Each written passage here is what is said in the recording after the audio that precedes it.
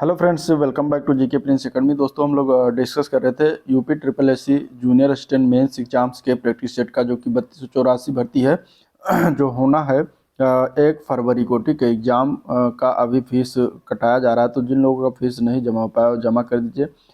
जो है पैसे 200 रुपये पड़ रहे हैं। इसके बाद जो है एडमिट कार्ड आपका जारी होगा। ठीक है, तो आज के उसी का नेक्स्ट क्रम होगा, जो कि ओवरऑल 17वां प्रैक्टिस सेट है। ठीक है, इस बुक का देखा जाए तो 10वां प्रैक्टिस सेट है। चलिए स्टार्ट करते हैं। इस वीडियो को स्टार्ट करने से पहले अगर आप लोग चैनल पर नए अभी तक सब्सक्राइब नहीं किया है तो चैनल को सब्सक्राइब कर लीजिएगा, साथ ही साथ वीडियो को भी लाइक करते चलेगा। और इसके पहले का अगर वीडियो आप लोगों ने नहीं देखा है तो चैनल पर जाइए, आपको सारे वीडियो मिल जाएंगे। ठीक है, प्लेलिस्ट बना दिए, वहाँ से आप एक साथ देख सकते हैं।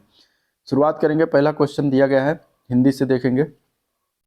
दिया गया आपके सामने पहला क्वेश्चन कि निम्नलिखित में से कौन सा अशुद्ध मेल कौन सा, इसमें से ये बताना है। ठीक है, इधर वर्ण दिया गया है, ये प्राणत्व के मात्रा के आधार पर दिया गया है, श्वास के कंपन के आधार पर और उच्चारण के आधार पर जो है उच्चारण स्थान के आधार पर इधर दिया गया है। डा डा वर्ण का ध और छा के बारे में दिया गया है। यहाँ पे डा वर्ण सघोष है, क्या अल्प प्राण है, मूर्धा है। का अघोष अल्प प्राण कंठ में आता है। ध सघोष महाप्राण ओष्ठ हो गया। छ अघोष महाप्राण तालु हो गया। यहाँ पे गलती किस वाले में किया गया है ये बताना है। ठीक है, ठीक है, बहुत इंपॉर्टेंट क्वेश्चन है और इस तरीके से क्वेश्चन बनते हैं। आपको यहाँ जानना होगा कि इसमें से कौन सा गलत है। तो पहला वाला अगर हम देखेंगे तो पहला वाला सही है। ठीक है, सघोष होता है ये व्यंजन जो दिया गया है डा, और अल्प प्राण होता है और ये मूर्धा व्यंजन में आता है। माने कि टा वर्ग जो होता है वो मूर्धा व्यंजन में आता है। ठीक है, मूर्धन्य जिसको कहते हैं। तो टा वर्ग का अंतिम वर्ण जो है वो क्या है, डा, टा ठा डा ढा। ठीक है, तो वही डा आ जाता है वहाँ पे। तो वो डा की अगर बात करें, अंतिम में सेकंड अंतिम है जो कि अल्प प्राण होता है। ठीक है, और सघोष व्यंजन होता है। सघोष और आघोष, सघोष को घोष भी कहा जाता है, तो सघोष और घोष एक ही है, आघोष अलग है। अघोष व्यंजन वो होता है जो कि हर वर्ग का पहला और दूसरा वर्ण होता है। ठीक है, जैसे टा वर्ग में टा और ठा क्या है, आघोष है। बाकी तीसरा चौथा पांचवा क्या है, ये आपका सघोष आता है लास्ट वाले। इसी प्रकार अगर हम देखें तो अल्प प्राण और महाप्राण, तो अल्प प्राण में क्या होता है कि हर वर्ग का पहला तीसरा और पांचवा वर्ग क्या होता है, अल्प प्राण होता है। और बाकी महाप्राण तो दूसरा चौथा होता है, दूसरा और चौथा क्या होता है, महाप्राण होता है। ठीक है, का वर्ग की बात करेंगे तो का वर्ग कंठ वर्ण में आता है, बिल्कुल का खा गा घा इस तरीके से कंठ में आता है। चूंकि पहला है तो इसलिए अघोष हो जाएगा। और और का की बात करेंगे तो पहला है तो इसलिए अल्प प्राण भी होगा, तो ये भी सही है। धा की बात करेंगे तो ये आता है ध ता वर्ग में, ता वर्ग। और ता वर्ग जो है त थ द ध, यानी कि ता वर्ग आपका आ जाता है दंत वर्ण होता है। क्या होता है, दंत वर्ण होता है। तो यहाँ पे देखिए ओष्ठ दिया गया है, तो ये गलती की गई है ता वर्ग में। ठीक है, ये दंत वर्ण हो जाता है। अब ता था द धा अगर हम देखें तो धा जो है सघोष है, बिल्कुल सही है। अब महाप्राण है कि नहीं, तो इसके लिए क्या करेंगे, चेक करेंगे। जैसे ता वर्ग अल्प प्राण, था वर्ग महाप्राण, फिर दा वर्ग अल्प प्राण और धा वर्ग महाप्राण, तो ये भी सही। लेकिन यहाँ गलती किया गया था, ओष्ठ जो दिया गया है ये गलत है। तो गलत वाला ऑप्शन कौन सा हो जाएगा आपका, सी ऑप्शन हो जाएगा। बाकी छह वर्ग में अघोष महाप्राण तालु व्यंजन होते हैं। चा वर्ग के जितने वर्ण हैं वो तालु में आते हैं, तो आंसर हो जाएगा आपका सी ऑप्शन। गलत वाला बताना था, गलत हो जाएगा। ठीक है, चलिए ये क्वेश्चन हो गया। अगला क्वेश्चन, उद्यान का शुद्ध वर्ण विच्छेद क्या है। ठीक है, अगर आपको वीडियो पसंद आए तो वीडियो को लाइक और चैनल को जरूर सब्सक्राइब कर दीजिएगा। उद्यान का शुद्ध वर्ण बताना। चलिए अगला प्रश्न बताइए। शुद्ध वर्ण विच्छेद अगर करते हैं तो क्या करते हैं कि व्यंजन को निकाल देते हैं और स्वर को निकाल देते हैं। और जब व्यंजन को निकालते हैं किसी भी वर्ण से तो उसमें क्या करते हैं, नीचे ये हलंत लगा देते हैं। तो इसका मतलब ये शुद्ध व्यंजन लिखा, यानी कि इसमें स्वर का प्रयोग नहीं किया गया है। ठीक है, तो चलिए उद्यान का शुद्ध वर्ण विच्छेद करिए। इस प्रकार का क्वेश्चन पूछा गया है, इसलिए क्वेश्चन बनाया गया है। यहाँ पे अगर हम देखें तो इसका शुद्ध वर्ण विच्छेद जो है वो सी ऑप्शन में दिया गया। ठीक है, उद्यान छोटा उ हो गया। द्या शब्द में द, फिर या, फिर बड़ा आ, और ना में न और फिर छोटा आ। ठीक है, ना ये शुद्ध व्यंजन है और आ जब जोड़ते हैं, स्वर जब जोड़ते हैं तब ये ना बनता है इस तरीके से। तो आंसर क्या हो जाएगा, सी ऑप्शन इसका बिल्कुल करेक्ट है। चलिए निम्नलिखित वर्णों में पूर्ण विराम को पहचानना है। पूर्ण विराम को पहचाने, चले सभी को पता है पूर्ण विराम चिन्ह किस प्रकार होता है। तो ए ऑप्शन में लिखा है, एक लकीर खींच दीजिए, पूर्ण विराम हो जाएगा। अर्धविराम की बात करेंगे तो बी ऑप्शन में लिखा हुआ है अर्धविराम हो जाएगा, ठीक है। ये जो लिखा हुआ सी ऑप्शन में ये योजक चिन्ह है, क्या चिन्ह है, योजक चिन्ह है, और ये प्रश्नवाचक चिन्ह है, सभी को पता है। तो अगला आंसर क्या हो जाएगा, ए पार्ट। चलिए, निम्नलिखित में से शुद्ध वाक्य कौन सा, अगला प्रश्न बताना। शुद्ध वाक्य, यहाँ पे देखिए कौन सा शुद्ध वाक्य है। उसे अनुत्तीर्ण होने की आशा है। अनुत्तीर्ण और उत्तीर्ण होने की आशा नहीं होती है, या तो पास होते हैं या तो फेल होते हैं। मतलब यहाँ पे आशा ना होकर यहाँ पे क्या हो जाती है, आशंका, ठीक है, आशंका हो जाती है, तो सही रहता। तो ये गलती किया गया है यहाँ पे। कृपया आज का अवकाश देने की कृपा करें। अब देखिए यहाँ पे कृपया और कृपा दो बार लग गया, तो ये गलत हो जाएगा, ठीक है, ये यहाँ नहीं लगना चाहिए था। आज आज का अवकाश देने की कृपा करें, तो ये सही रहता, ठीक है। तो यहाँ गलती हो गई। सी पार्ट में अगर देखें तो भारत में अनेक जातियां हैं, ठीक है, तो ये बिल्कुल सही है, अनेक जातियां हैं। आंसर यहाँ पे ये बिल्कुल सी पार्ट आपका हो जाएगा। काट कर फल बच्चे को खिलाओ। अब यहाँ पे गलत दिया गया है, यहाँ पे होना चाहिए था फल काट कर, ठीक है, फल काट कर बच्चे को खिलाना चाहिए, तो यहाँ पे गलती ये की गई है। तो आंसर क्या हो जाएगा, सी ऑप्शन। चलिए, रेखांकित शब्द की शुद्ध वर्तनी के लिए विकल्प चुनिए। विश्लेषण करने पर ज्ञात हुआ। अब विश्लेषण शब्द यहाँ पे गलत लिखा हुआ है, इसका सही रूप से क्या होगा बताइए, इसका आंसर क्या हो जाएगा। तो अगर आप बी ऑप्शन देख रहे हैं तो बी ऑप्शन इसका बिल्कुल सही लिखा हुआ है। चलिए, स्वतंत्रता सबको प्यारी है, रेखांकित शब्द का संज्ञा भेद बताना। ये स्वतंत्रता शब्द किस प्रकार का संज्ञा के अंतर्गत आता है। तो देखिए, स्वतंत्रता शब्द की अगर बात करेंगे तो क्या होता है कि ये आपको भाव बता रहा है, ठीक है, तो भाववाचक संज्ञा हो जाएगा। जैसे कि जो शब्द किसी का भाव, गुण, दशा आदि का बोध कराते हो, तो वहां पे क्या हो जाता है, भाववाचक संज्ञा होती है। चलिए, सर्वनाम के कुल कितने भेद होते हैं बताना है। तो सर्वनाम की अगर बात करेंगे, क्या होता है सर्वनाम, तो जो शब्द संज्ञा के स्थान पर प्रयुक्त होता है उसे सर्वनाम कहता है, और सर्वनाम जो होता है वो 6 प्रकार का होता है, ठीक है। पुरुषवाचक, निश्चयवाचक, निजवाचक, संबंधवाचक, अनिश्चयवाचक और प्रश्नवाचक। तो आंसर हो जाएगा बी ऑप्शन। चलिए, वो बहुत मधुर गाता है। इस वाक्य में हमें प्राविशेषण शब्द बताना है। प्राविशेषण क्या होता है, जो विशेषण की विशेषता बताए, ठीक है, उसे प्राविशेषण कहते हैं। अर्थात यहाँ पे अगर देखा जाए तो वो बहुत मधुर गाता है, यहाँ में बहुत शब्द क्या है, मधुर की विशेषता बता रहा है। तो यहाँ पे क्या हो जाएगा, मधुर हो जाएगा विशेषण, और प्राविशेषण हो जाएगा बहुत। तो बहुत ऑप्शन में नहीं दिया गया है, तो ई ऑप्शन हो जाएगा, ऊपर में से कोई नहीं, ठीक है। यहाँ पे बहुत शब्द हो जाएगा प्राविशेषण। तो आंसर क्या है, ई ऑप्शन। चलिए, हथियाना, चिकनाना किस प्रकार की क्रिया है। अब आपको अगर इस प्रकार की क्रिया हथियाना, बतियाना, चिकनाना इस तरीके से आ जाए तो ये नाम धातु क्रिया होती हैं। आंसर क्या हो जाएगा, ए पार्ट इसका करेक्ट है, नाम धातु क्रिया, ठीक है। चलिए, अगले प्रश्न की तरफ चलते हैं। क्वेश्चन नंबर 10, कौन सा स्त्रीलिंग शब्द है इसमें से। स्त्रीलिंग शब्द पुल्लिंग शब्द से जरूर क्वेश्चन आपको मिलेंगे। यहाँ पे अगर देखें तो छाछ शब्द स्त्रीलिंग है। खाने पीने की सभी चीज़ें स्त्रीलिंग होती हैं, सिर्फ किसको, दही को छोड़कर। दही क्या होता है, पुल्लिंग होता है, ये अपवाद है, ठीक है। दही हो गया, रायता भी होता है, पुल्लिंग होता है, ये भी खाने पीने की चीज़ है, लेकिन ये पुल्लिंग में होता है।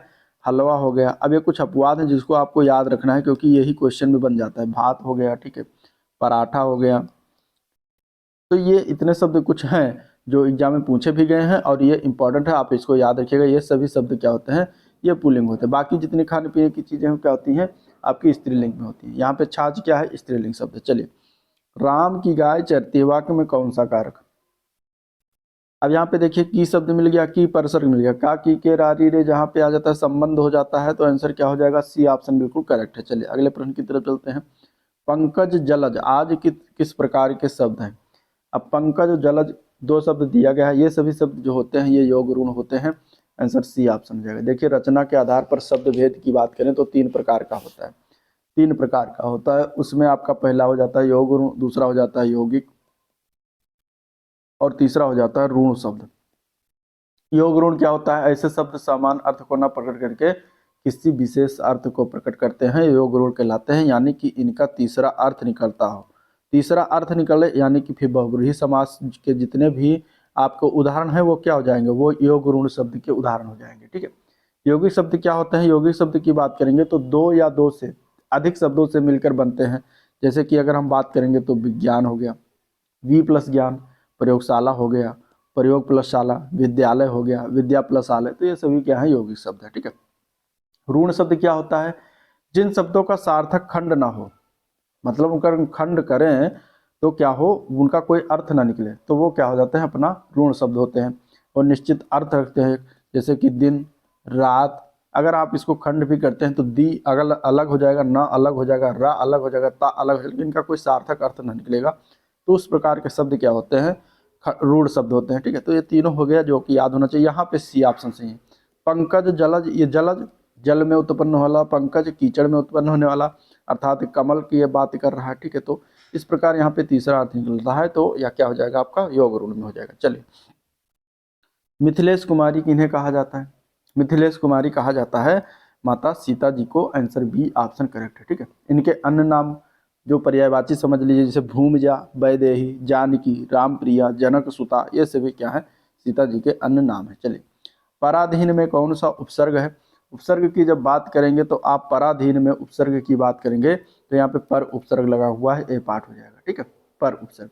चलिए, निम्नलिखित में से किस युग्म का विलोम रूप शुद्ध नहीं है, इनमें से यहाँ पे शुद्ध रूप से किस का विलोम सही नहीं है, तो संधि का अगर देखें तो यहाँ पे समास दिया गया जो कि गलत है, ये पहला वाला हो जाएगा, क्योंकि संधि का जो होता है वो होता है विग्रह। ठीक है, संधि का विलोम विग्रह होता है। औदार्य का अनौदार्य, उत्कर्ष का अपकर्ष, श्वास का निश्वास, ये सभी सही हैं, बस ए पार्ट में गलती की गई है। चलिए, अगले प्रश्न में हमें आंख का पर्यायवाची बताना है।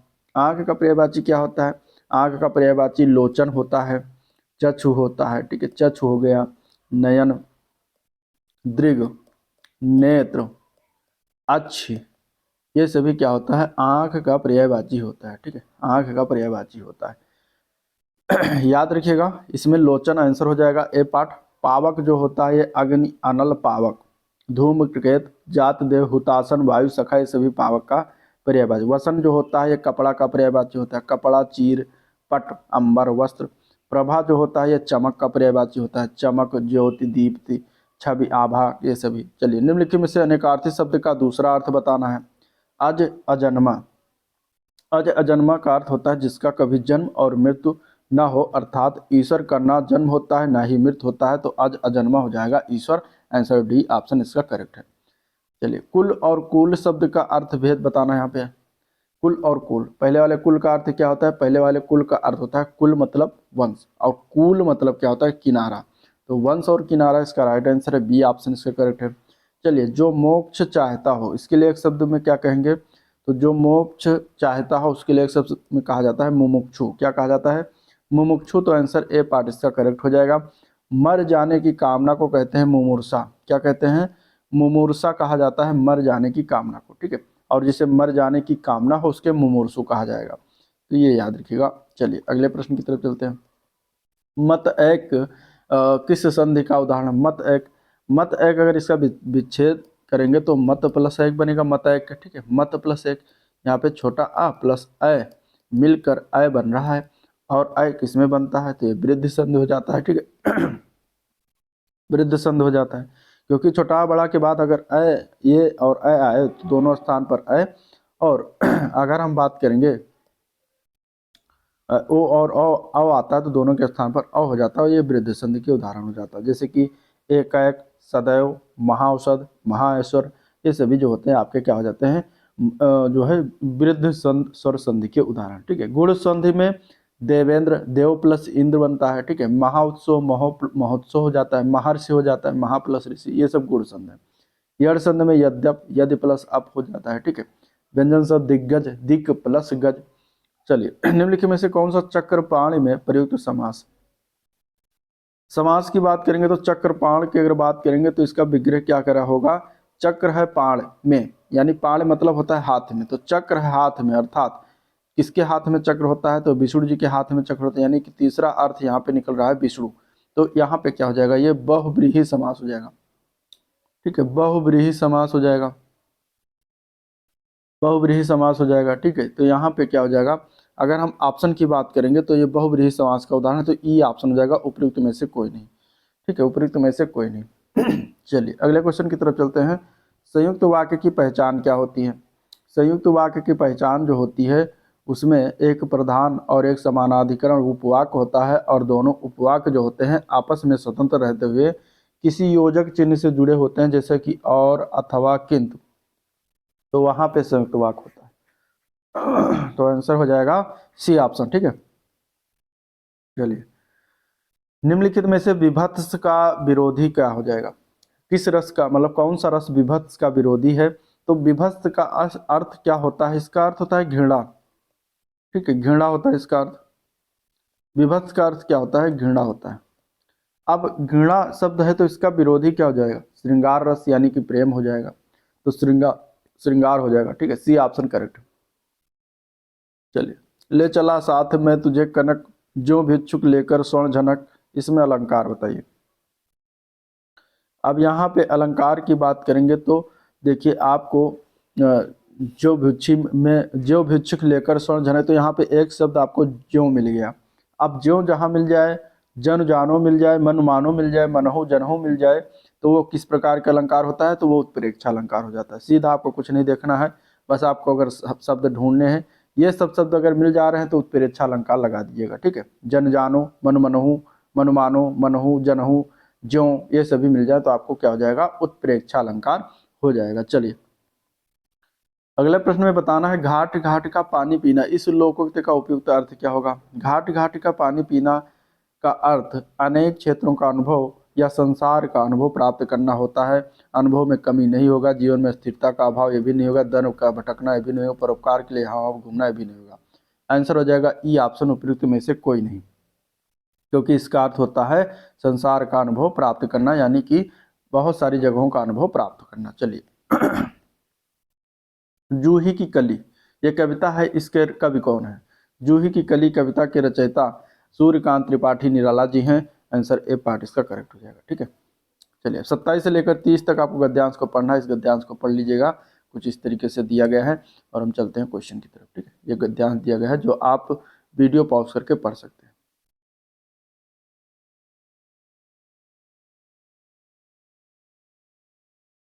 चलिए, पहला क्वेश्चन देखेंगे गद्यांश है, मानव को सृष्टि का लघु रूप माना गया है, क्यों? मानव को सृष्टि का लघु रूप क्यों माना गया है? गद्यांश पढ़ेंगे तो आंसर निकल के आएगा ए पार्ट, क्योंकि मानव मन में जो घटित होता है वही सृष्टि में घटित होता है। तो आंसर हो जाएगा ए पार्ट करेक्ट। चलिए, वैज्ञानिक दृष्टि का अपेक्षाकृत अभाव क्या होता है? वैज्ञानिक दृष्टि का अपेक्षाकृत अभाव किसमें होता है ये बताना है। तो गद्यांश को जब पढ़ेंगे तो आंसर निकल के आएगा यहाँ पे बी ऑप्शन, साहित्य शास्त्री में होता है, बी ऑप्शन करेक्ट है। क्वेश्चन नंबर 29 है, मानव शरीर को यंत्रवत क्यों कहा गया है? मानव शरीर को यंत्रवत इसलिए कहा जा गया है क्योंकि अवयव रूपी पुर्जों के विकृत होने से शरीर यंत्रवत निष्क्रिय हो जाता है। तो आंसर यहाँ पे सी ऑप्शन करेक्ट है, ठीक है। क्वेश्चन नंबर 30 है, शल्य चिकित्सकों के द्वारा स्वीकार की गई दायित्वपूर्ण चुनौती क्या थी? तो गद्यांश को पढ़ने के बाद आंसर निकल के आएगा सी पार, अंग प्रत्यारोपण द्वारा शरीर को सामान्य बनाना यह चुनौती थी। तो आंसर सी ऑप्शन इसका करेक्ट है। क्वेश्चन जीएस के देखेंगे, दिया गया निम्नलिखित में से किसने निरुक्त व्युक्ति विज्ञान, भाषा शास्त्र और शब्दार्थ विज्ञान पर सबसे पुराना भारतीय ग्रंथ नामक पुस्तक लिखी है? ये किसके द्वारा लिखा गया है? तो ये लिखा गया है श्री यस्काचार्य जी के द्वारा। आंसर सी ऑप्शन इसका राइट हो जाएगा, यस्काचार्य, ठीक है, इन्हीं के द्वारा लिखा गया है। आंसर यहाँ पे सी ऑप्शन इसका बिल्कुल करेक्ट है। चलिए, अगला प्रश्न, निम्नलिखित में से किस अधिनियम के द्वारा ईस्ट इंडिया कंपनी ने चीन के साथ व्यापार का अपना एकाधिकार जो है खो दिया था? तो वो कौन सा अधिनियम था? वो था 1833 का चार्टर अधिनियम, ठीक है। ग्रेट ब्रिटेन में 1833 का चार्टर अधिनियम औद्योगिक क्रांति के कारण हुए महत्वपूर्ण परिवर्तन पृष्ठभूमि में आया था और इसी में जो है चीन के साथ व्यापार का एकाधिकार खो दिया ईस्ट इंडिया कंपनी के द्वारा, ठीक है। आंसर क्या हो जाएगा? बी ऑप्शन राइट है। चलिए, निम्नलिखित में से कौन सा अनुच्छेद पंचायती राज्य से संबंधित है? पंचायती राज से संबंधित अनुच्छेद की जब बात करेगा तो आप ए पार लगा दीजिएगा, इसमें 243 अनुच्छेद 243 जो है पंचायती राज से संबंधित है। 73वां संविधान संशोधन किया गया था, कब किया गया था? 1992 में। और ये जो संशोधन हुआ था इसमें एक नया भाग जोड़ा गया, भाग 9, और जिसके अंतर्गत अनुच्छेद 243 से लेकर 243 तक, ठीक है, 243 तक जो है पंचायती राज से संबंधित प्रावधान दिया गया, ठीक है। तो यहाँ पे आंसर क्या हो जाएगा? ए ऑप्शन इसका याद रखिएगा। चलिए, भारत में राष्ट्रव्यापी जीएसटी का विचार निम्नलिखित में से किसके द्वारा प्रस्तावित किया गया था? तो जीएसटी का जो विचार आया था ये केलकर टास्क फोर्स समिति के द्वारा किया गया था, सी पार्ट करेक्ट हो जाएगा, ठीक है। कब प्रस्तावित किया गया था? सन 2000 में, सन 2000 में ये प्रस्तावित किया गया था जीएसटी। तो आंसर क्या हो जाएगा, सी ऑप्शन राइट है। नेक्स्ट क्वेश्चन, ब्लिट्ज शब्द निम्नलिखित में से किस खेल से संबंधित है। ये शब्द जो दिया गया है, बताइए इसका आंसर क्या हो जाएगा। तो ये जो है फुटबॉल से संबंधित है। अभी अमेरिकन फुटबॉल लगा तो सी पार्ट इसका करेक्ट हो जाएगा। ठीक है, चलिए क्वेश्चन नंबर 51, किस प्राचीन साम्राज्य में महिलाएं कुश्ती में भाग लेती थीं। वो कौन सा साम्राज्य है जिसमें कुश्ती में महिलाओं को के द्वारा भाग लिया जाता था। तो वो था विजयनगर साम्राज्य। आंसर बी ऑप्शन हो जाएगा। 1336 से लेकर 1646 तक ये विजयनगर साम्राज्य फैला बढ़ा और ये दक्षिण भारत का एक साम्राज्य था मध्यकालीन में। और इसकी स्थापना किसने किया था, तो हरिहर हरिहर हरिहर प्रथम और बुक्का राय के द्वारा। हरिहर प्रथम और बुक्का राय के द्वारा जो है विजयनगर साम्राज्य की स्थापना की गई थी। ठीक है, ये दोनों भाई थे। तो यहाँ पे क्या था, इसमें महिलाएं कुश्ती में भाग लेती थी। आंसर यहाँ पे बी ऑप्शन करेक्ट है। चलिए क्वेश्चन नंबर 52, स्वतंत्रता सेनानियों भगत सिंह, सुखदेव, राजगुरु को किस सन में फांसी की सजा दी गई थी। यह क्वेश्चन बना है। यहाँ पे इसका आंसर क्या हो जाएगा। ठीक है, तो इसका आंसर क्या है, तो देखिए आंसर हो जाएगा इसका बी ऑप्शन 1931 में। 1931 में इन्हें फांसी दिया गया था। क्यों दिया गया था, नवंबर 1928 में लाला लाजपत राय की मृत्यु से सारा देश उत्तेजित हो गया और चंद्रशेखर आजाद, सुखदेव, भगत सिंह, राजगुरु और अन्य क्रांतिकारियों ने इनकी मौत का बदला लेने का निर्णय लिया। इन्होंने 17 दिसंबर 1928 को ब्रिटिश पुलिस के अफसर था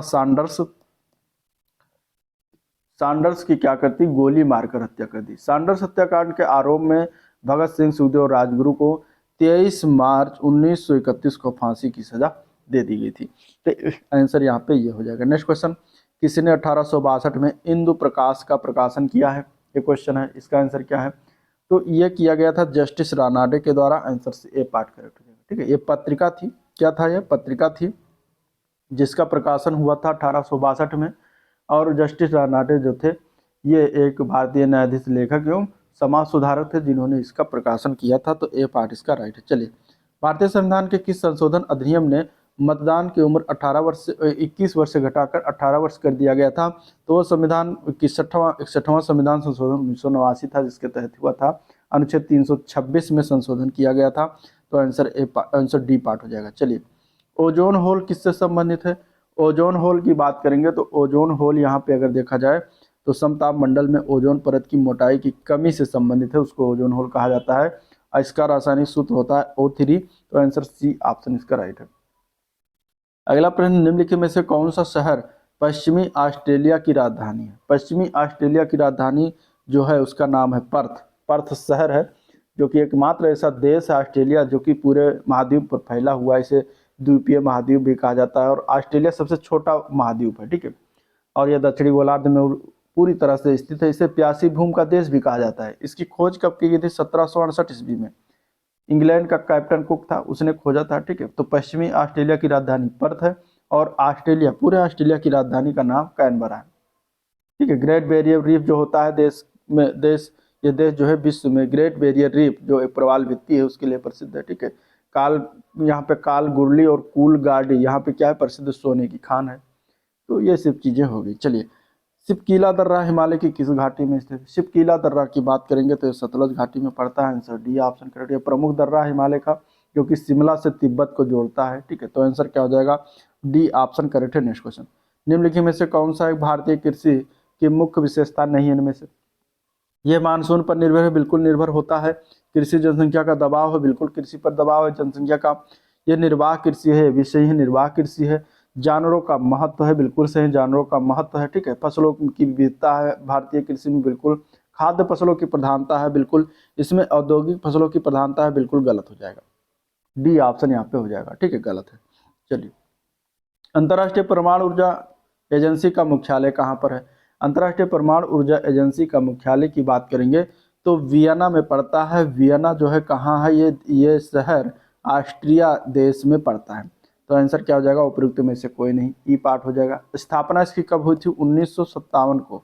1957 29 जुलाई 1957 को इसकी स्थापना की गई थी। ठीक है, तो यहाँ पे आंसर याद रखिएगा, ये ऑप्शन हो जाएगा वियना ऑस्ट्रिया में इसकी राजधानी ऑस्ट्रिया। चलिए, भ्रूण के किस चरण में शरीर के सभी अंगों की पहचान की जा सकती है।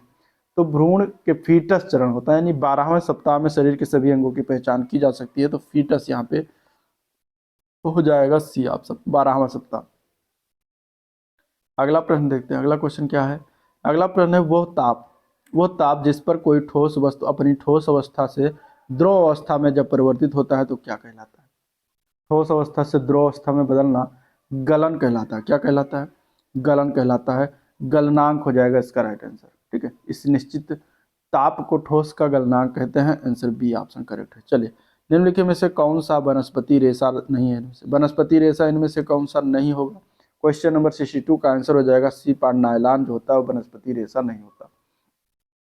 ठीक है, अगला प्रश्न। केंद्रीय जल शक्ति मंत्रालय ने विश्व शौचालय दिवस 2024 पर कौन सा अभियान शुरू किया था?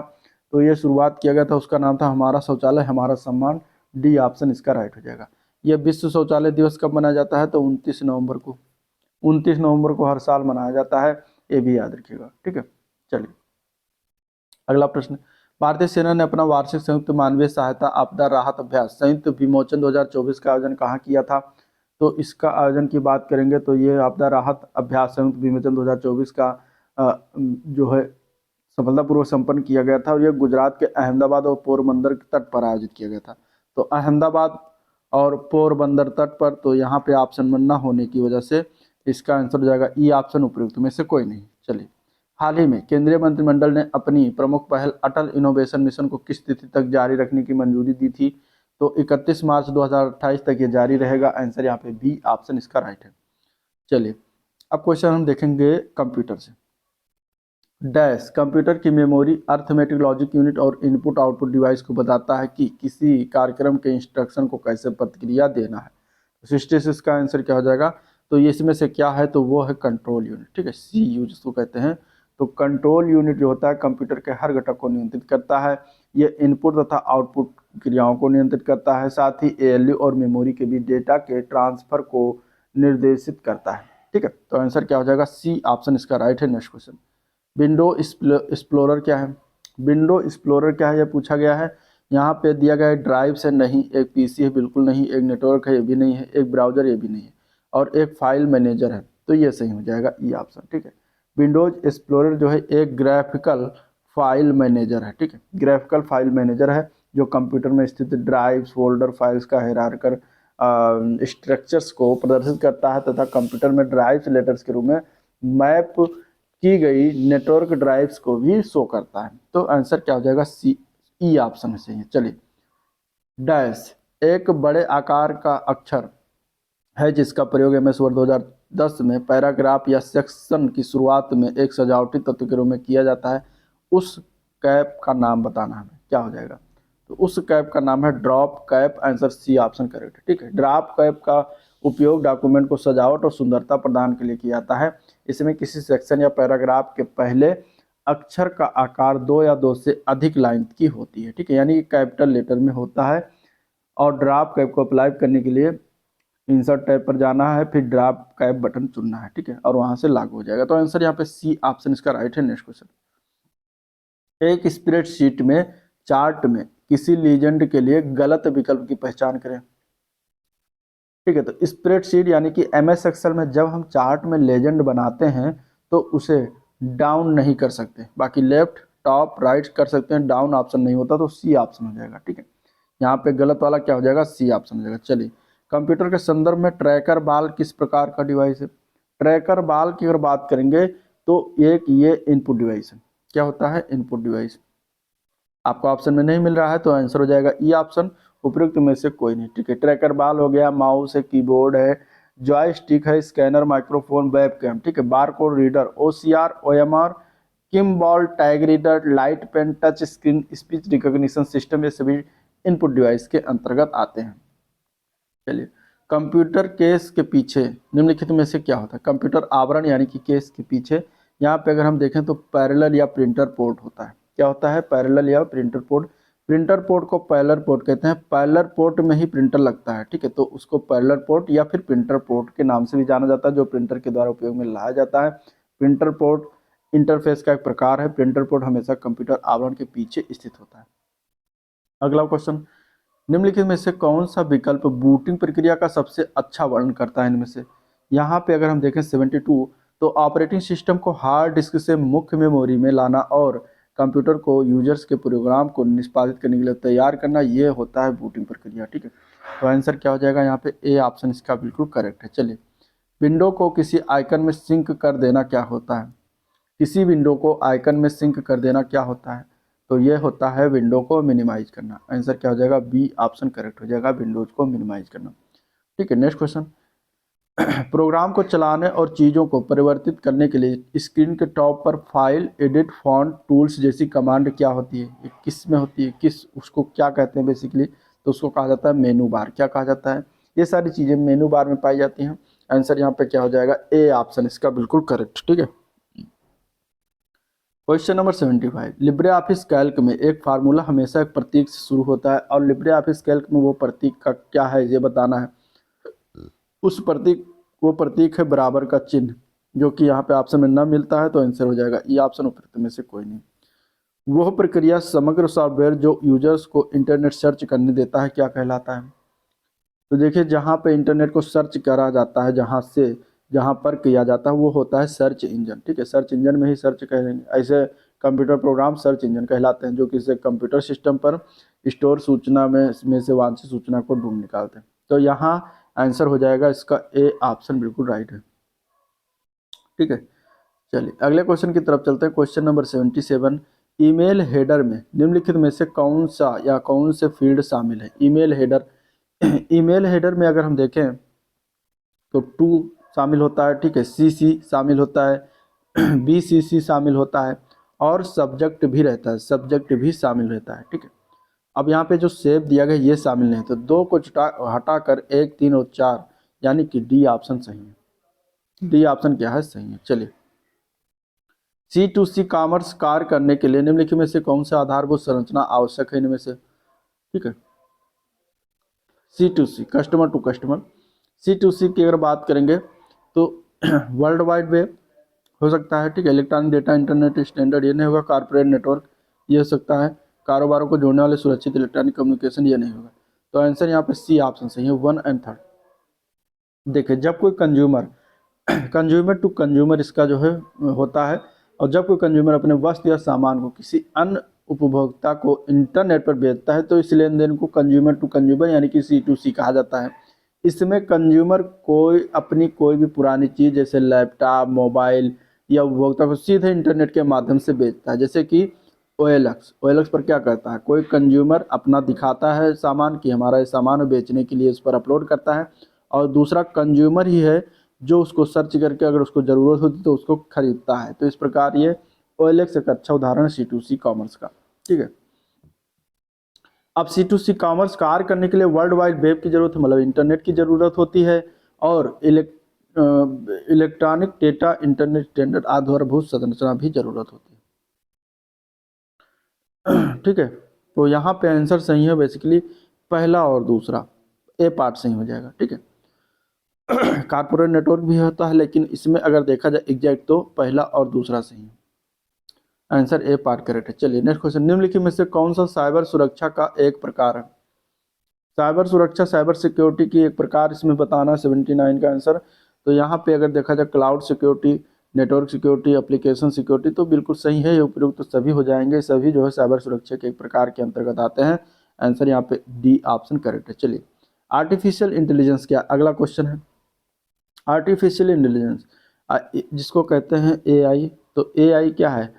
एक बुद्धिमान प्रणाली एवं मशीनों का विकास है, जिसको आर्टिफिशियल इंटेलिजेंस कहा जाता है।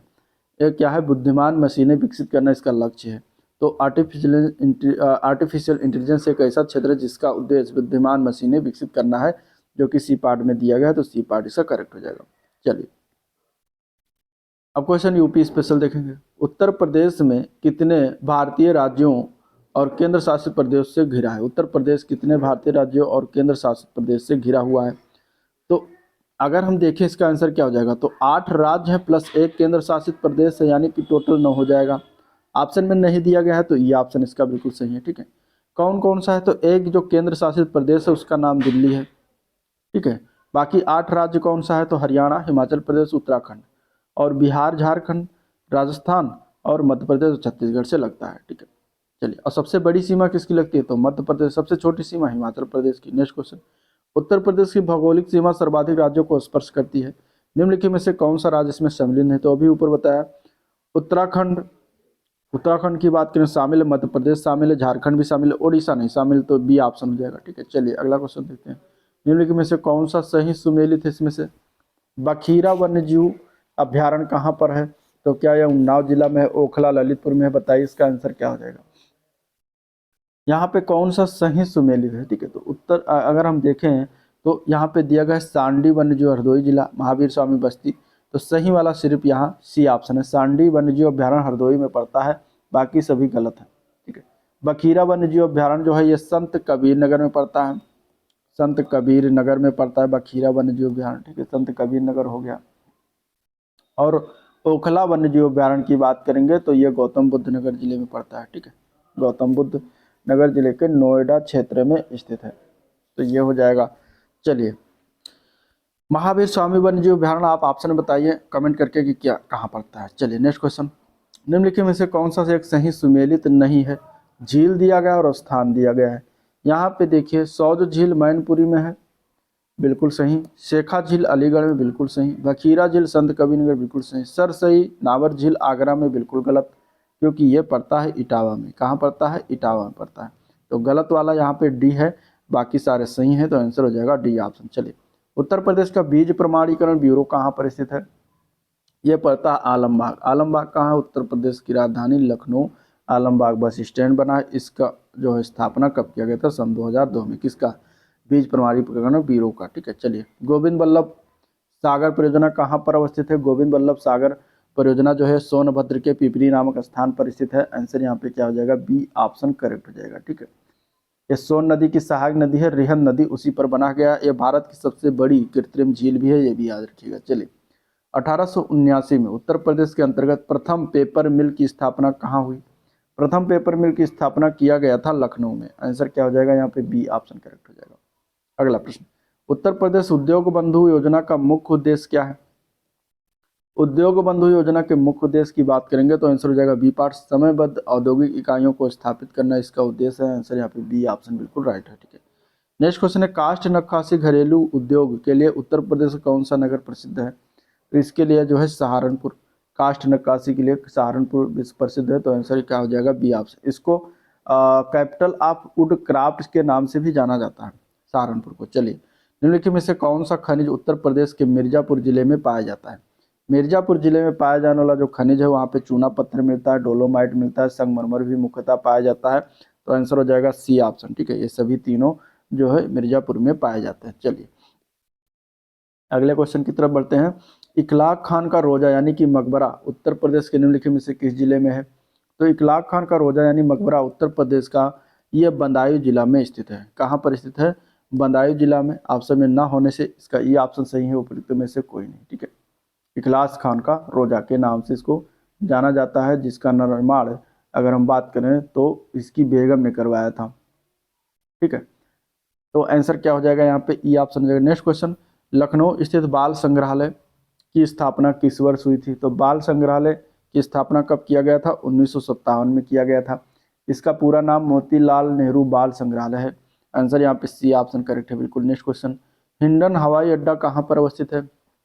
हिंडन हवाई अड्डा की बात करेंगे तो आंसर हो जाएगा बी ऑप्शन, ये गाजियाबाद में पड़ता है। ठीक है, गाजियाबाद हो जाएगा, बी ऑप्शन बिल्कुल राइट है। उत्तर प्रदेश में सीर गोवर्धनपुर किस भक्त संत का जन्म स्थान है? सीर गोवर्धनपुर की बात करेंगे तो ये संत रविदास जी का जन्म स्थान है, जो कि वाराणसी के पास स्थित है। आंसर यहाँ पे ए पार्ट इसका करेक्ट हो जाएगा। ठीक है, चलिए अगला क्वेश्चन देखते हैं, उत्तर प्रदेश में उत्तराखंड राज्यों के निम्नलिखित जनजातियों में से किसमें युवा ग्रह प्रथा प्रचलित है? युवा ग्रह प्रथा, युवा ग्रह प्रथा जो है ये प्रचलित है भोटिया जनजाति में। आंसर डी ऑप्शन करेक्ट है। राज्यसभा में उत्तर प्रदेश की कितनी सीटें हैं? तो राज्यसभा में कुल 31 सीटें हैं। ठीक है, लोकसभा की कुल 80 सीटें हैं उत्तर प्रदेश की। तो इस तरीके से आंसर क्या हो जाएगा? ए पार्ट करेक्ट हो जाएगा। चलिए, जनगणना रिपोर्ट 2011 के अनुसार उत्तर प्रदेश में बाल लिंगानुपात कितना है? बाल लिंगानुपात की बात करेंगे तो 902 है। आंसर यहाँ पे डी ऑप्शन करेक्ट है। ठीक है, अगला क्वेश्चन देखते हैं, देश का पहला हिंदी भाषा संग्रहालय कहाँ पर स्थापित किया जाएगा? देश का पहला हिंदी भाषा संग्रहालय की स्थापना वाराणसी में किया जा रहा है। आंसर यहाँ पे बी ऑप्शन करेक्ट हो जाएगा। नेक्स्ट क्वेश्चन देखें, 3D स्थानिक डिजिटल ट्विन मैप विकसित करने वाला देश का पहला शहर कौन बना है? तो उसका नाम है वाराणसी। आंसर यहाँ पे डी ऑप्शन करेक्ट है। ठीक है, चलिए, उत्तर प्रदेश के मुख्यमंत्री योगी आदित्यनाथ ने किस शहर में रोड टू स्कूल कार्यक्रम के प्रथम चरण का शुभारंभ किया है? तो ये शुभारंभ किया गया है गोरखपुर में। ठीक है, गोरखपुर में शुभारंभ किया गया है। आंसर यहाँ पे क्या हो जाएगा? ए पार्ट इसका करेक्ट हो जाएगा। तो ये था ओवरऑल वीडियो जिसको हम लोगों ने देखा, डिसाइड किया। अगर वीडियो पसंद आया तो लाइक करिए, चैनल को सब्सक्राइब नहीं किया तो सब्सक्राइब कीजिएगा। ठीक है, साथ ही साथ अपने दोस्तों में शेयर भी करिएगा। और आज का वीडियो यहाँ पर एंड करते हैं, मिलते हैं इसके नेक्स्ट प्रैक्टिस सेट में, तब तक के लिए थैंक यू।